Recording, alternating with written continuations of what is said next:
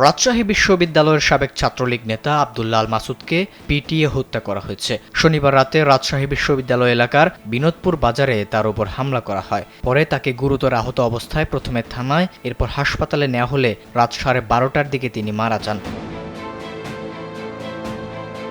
সাবেক এই ছাত্রলীগ নেতার মৃত্যুতে নিজের ভেরিফাইড ফেসবুক পেজ থেকে প্রতিবাদ স্বরূপ একটি স্ট্যাটাস দিয়েছেন সজীব ওয়াজেদ জয়। স্ট্যাটাসে তিনি ছাত্রলীগের এই নেতার হত্যাকাণ্ডের জন্য জামায়াত শিবিরকে দায়ী করেন। ওই স্ট্যাটাসে তিনি লিখেন, জামায়াত শিবির তার এক পা কেটে নিয়েছিল 2014 সালে। তখন বাকি হাত পাগুলোর রগও কেটে দিয়েছিল। 10 বছর ধরে পঙ্গু জীবনযাপন করছিল। গত 3 সেপ্টেম্বর একটি ফুটফুটে কন্যা সন্তানের বাবা হয়েছিল মাসুদ।